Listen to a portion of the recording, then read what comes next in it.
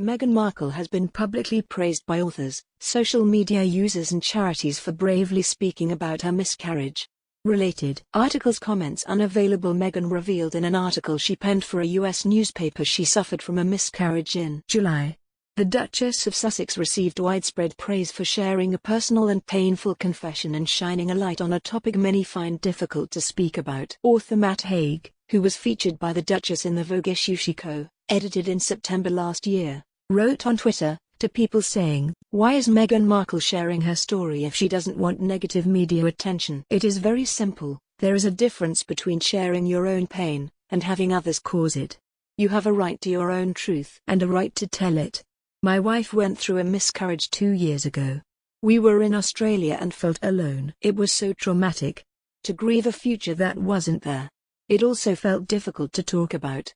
A strange taboo. It is so healthy and healing when anyone talks about this topic so openly." Professor Kate Williams, of the University of Reading, wrote on Twitter, "When one person speaks truth, it gives license to all of us to feel the same." Beautiful, powerful, personal essay on miscarriage and loss by the Duchess of Sussex Meghan Markle. Meghan's brave confession also pushed others who have had miscarriages to speak about it on social media. Anita Singh, Daily Telegraph arts and entertainment editor, wrote, "When I had a miscarriage, I remember scouring the internet for articles by women who had been through the same thing. Because reading that you're not alone is helpful and it's comforting. So thank you to Meghan Markle for writing about something so difficult." Twitter user Joanne wrote, "We all react differently. It's happened to me." Afterwards all these amazing ladies spoke to me at work about their experiences. Sadly and surprisingly it's common and does affect people in different ways. We should support each other regardless. Stay safe." Another social media user, Caroline, added, "So sad to hear of their news. I am a few years on from my last and 5th miscarriage. I don't think about them every day now, but they have definitely changed me." Meghan was praised for her words and courage to speak out, also by several associations helping people experiencing miscarriages and stillbirths. Tommy's, an organization supporting families who lost a baby or have had experienced miscarriages as well as helping everyone to have healthy pregnancies, wrote on Twitter, "Thank you Meghan, for breaking the silence."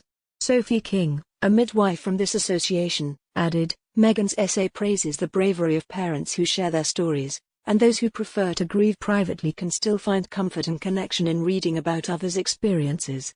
Her honesty and openness today send a powerful message to anyone who loses a baby. This may feel incredibly lonely, but you are not alone." Friends and family, doctors and midwives, all of us at support organizations like Tommy's, we're here. The Women's Organization, a British non-profit aimed at helping women economically, wrote on Twitter, "Respect to Meghan Markle for using her own tragic experience as a platform to speak up about the collective grief loss we have felt this year. To COVID-19, as well as the tragic deaths of Breonna Taylor, George Floyd, loss and pain have plagued every one of us in 2020. The Miscarriage Association, which offers support and information to anyone affected by miscarriages, also wrote on Twitter, 'We're so very sorry to hear of the Duchess and Duke of Sussex's miscarriage.'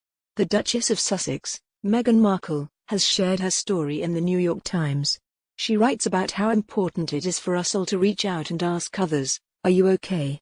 The Duchess of Sussex described her tragic experience as an almost unbearable grief, experienced by many but talked about by few. In her deeply personal essay, Meghan, people who have spoken more openly about miscarriages and losing a child have helped others around the world to feel less alone in their pain and break the taboo.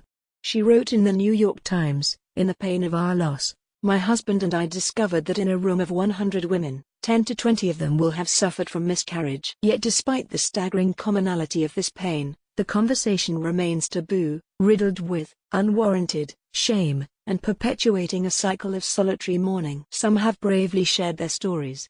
They have opened the door, knowing that when one person speaks truth, it gives license for all of us to do the same. We have learned that when people ask how any of us are doing, and when they really listen to the answer, with an open heart and mind, the load of grief often becomes lighter. For all of us, in being invited to share our pain, together we take the first steps toward healing." Sorry, we are unable to accept comments about this article at the moment. However, you will find some great articles which you can comment on right now in our comments section.